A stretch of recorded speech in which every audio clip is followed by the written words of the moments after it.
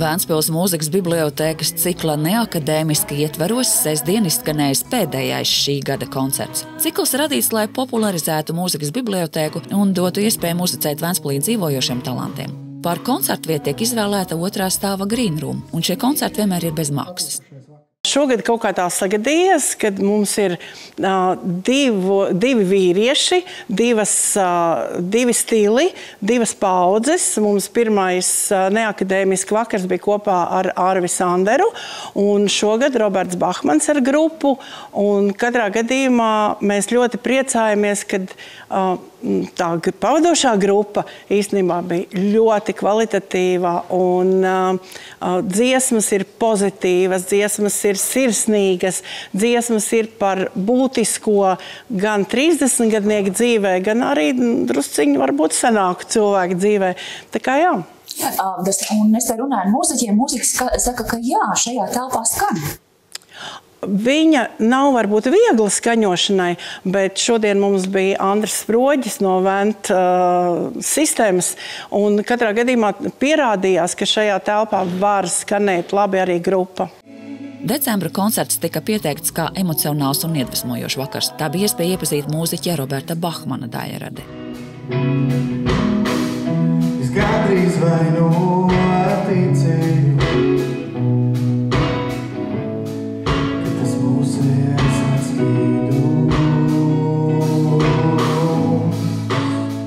Mans repertuārs šovakar sastāvēja no puskoncerts bija ar manām dziesmām, kas ir, jau man viņas saradušās 4.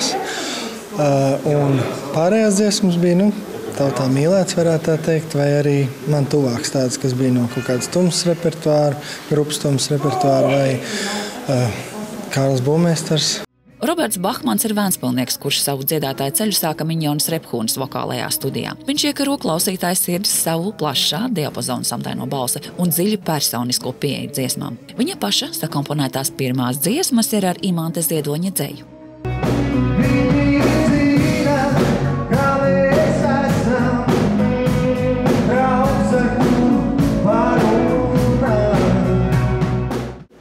Roberts uzstājās kopā ar talantīgiem mūziķiem. Grupas sastāvā ir ģitārists Elgars Jaunskauža, akustiskās ģitāras mākslinieks Konstantīns Kirilovs, basģitārists Andrejs Rubīns, tausteņu instrumentālists Mārtiņš Brils, bet bundzinieks ir Guntis Kaģis un bekvokāliste Estere Jansone. Koncerta sarunā jauno talantu iztaujāja mūzikas bibliotēkas vadītāja Inga Aumane. Būtība ir tāda, ka mēs aicinām jaunus izpildītājus, kuriem savus klausītāju loks vēl ir jāaudzē. Ne visi uzreiz var koncertzāles Latvijas 600 vietu zālē aizpildīt.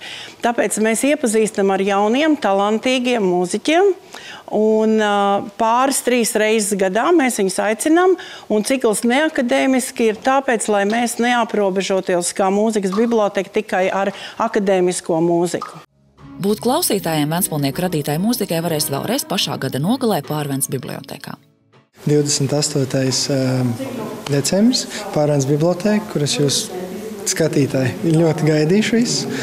Un tur uzspēlēsim gan to pašu, ko šovakar spēlējam, kaut kādu repertuāru, un ziemīgāk arī. Tur būs kāds pārsteigums arī.